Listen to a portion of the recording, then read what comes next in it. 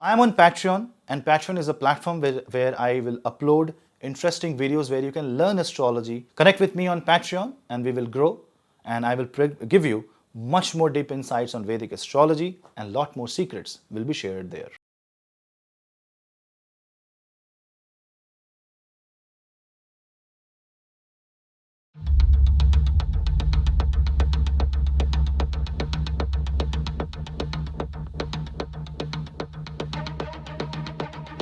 Hello Seekers, welcome to Punneits Astrology, your one-stop astro channel. Let me bring your attention to something that will happen in the zodiac sign of Scorpio. In the month of June, Mars will be in the Aries zodiac sign. Saturn is in Aquarius zodiac sign, Rahu is in Pisces zodiac sign, but also Venus and Mercury and Jupiter will be in Taurus along with the Sun. Now you see what happens here. Saturn 10th aspect falls in Scorpio. Rahu being in Pisces isn't trine to Scorpio. If you consider aspect of Rahu's aspect falls on Scorpio. Mars being in Aries will have 8th aspect falling on Scorpio.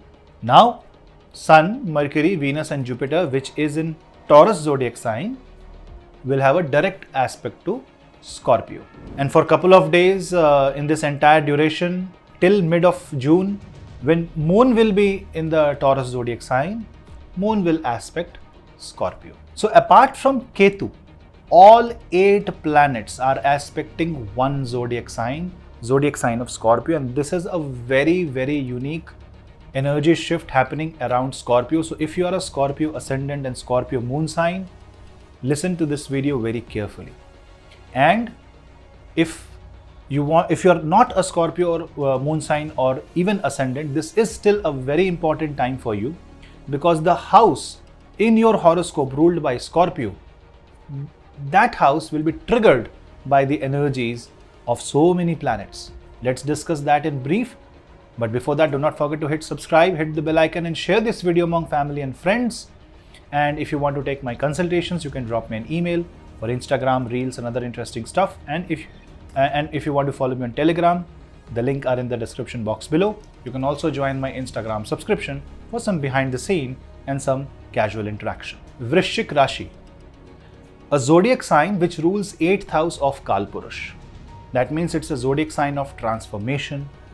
It's a zodiac sign which will decide what part of your life will extend to what time, and which problem can come in your life and how long can it stay. So the longevity of everything, something lasting. It can be a piece lasting for a lifetime or a problem extending for a considerable duration for a certain Mahadashas. All is decided by the energies of the 8th house, not by the planet, not by the Bhava, but the energies and the concept of the house itself.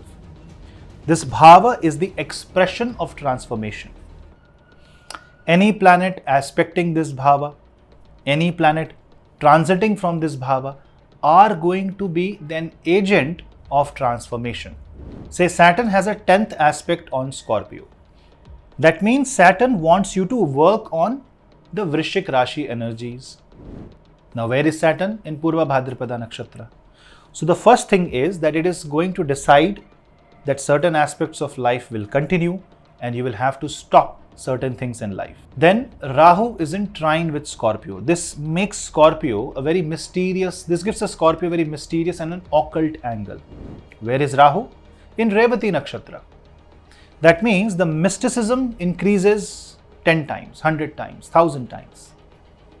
Therefore, this defines that you have to not only work for the occult but also bring a divine angle to it, maybe a tantric angle. So there will be lot of sadhakas getting lot of inspiration from the Rahu's trinal position and Rahu's trinal aspect on Scorpio.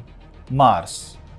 For the entire duration of Mars in Aries, Mars will have a 8th aspect on Vrishchik Rashi. Now Mars 8th aspect is considered to be an aspect of destruction. But because it is happening in the Vrishchik Rashi, which is Scorpio, which is Mars's own zodiac sign, this means that this transformation or destruction will happen for your own betterment, for your own good. But you may not like it. This may be self-initiated change. So what does it show? That it wants you to create a change but this change will be like a test, but not an easy one, but a difficult one. Then Jupiter aspect Scorpio. This is the saving grace.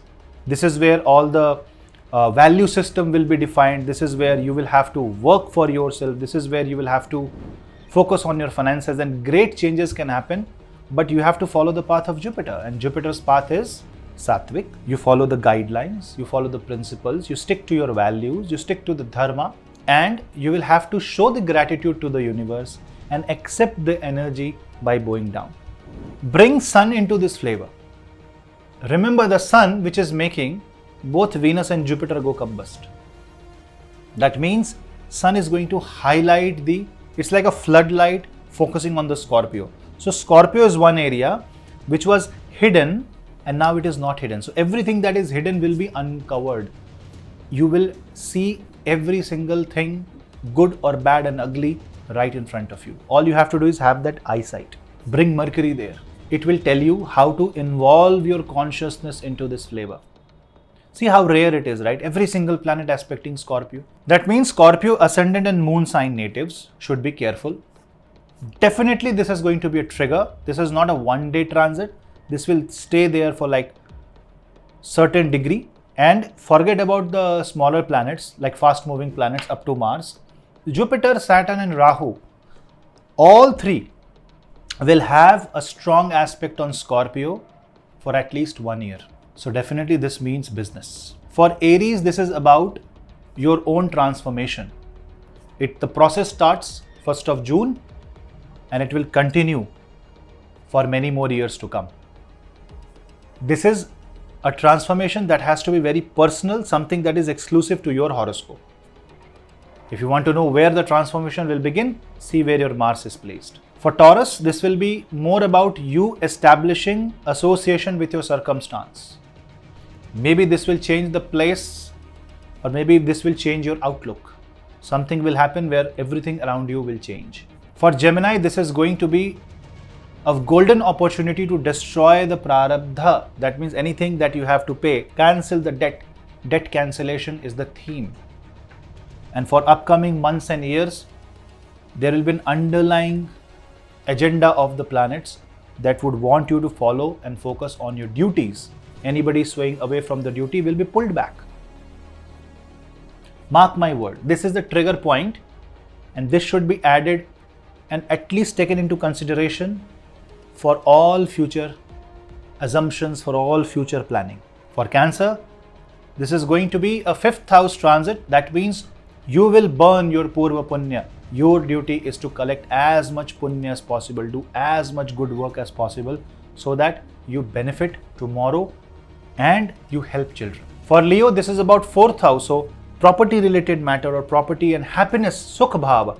So it will work on your happiness. You will be forced to change your stand and decide on your happiness in a very different way.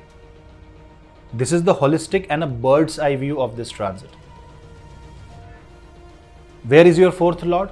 That will matter the most for you. Virgo. For Virgo, this is about 3rd house. So changes in your life. You will be doing something that will either take you to the top or take you to the bottom. Also, the changes in your siblings' life will affect your own life. Solve that dispute. You have a responsibility towards yourself. Do not create self-initiated destruction. Libra. For you, it's the 2nd house, the house of values. Correct your food habits. If you don't, you will catch a disease which will force you to. This is the time to focus on finances and secure it. Also, there will be certain things that happen that you have never seen before in your family, because this is not about one chart. This is about collective effect on many charts coming together.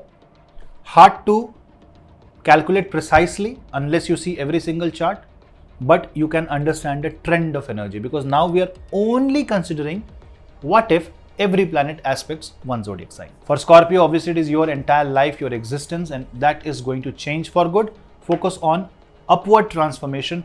Don't do anything that pushes you down. This is the test for you. Do you want to be with a god, or do you want to take the side with the devil? For Sagittarius, this is more about the 12th house. Donate, do as much donation as possible. Expenses will be on the rise.